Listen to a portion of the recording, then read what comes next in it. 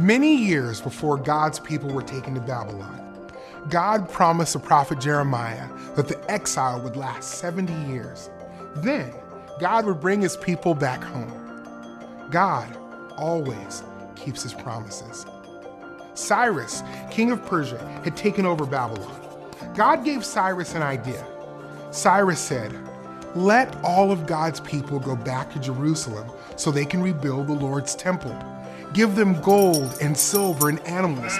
Give them gifts for God's temple." The exile was over. God's people were free to go back to their homes. God's people got ready, and their neighbors gave them gifts, gold and silver and animals and other expensive things.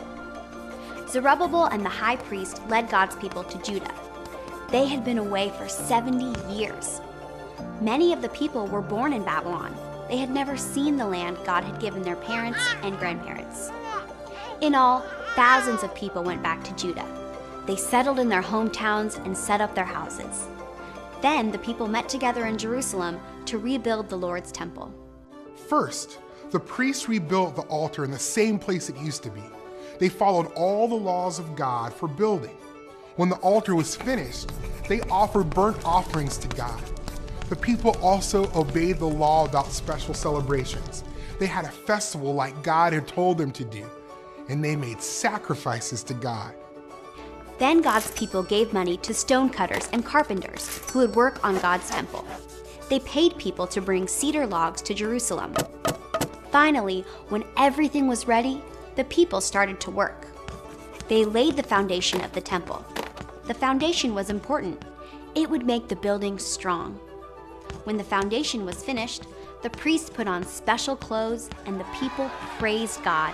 They sang, "The Lord is good. His faithful love will last forever." Then the people shouted and praised God. They were so happy. The foundation of the temple was complete. Not everyone was happy, though. Some of the older people remembered what the temple had looked like 70 years ago, before it had been destroyed. They cried. The noise of the crying and shouting was so loud that the people could be heard far away. Zerubbabel led God's people back to the temple to rebuild it. The temple was the place where God met with his people on earth. Jesus came to earth to rescue God's people. One day, Jesus will return to restore a greater home for all of God's people, and we will spend eternity with him.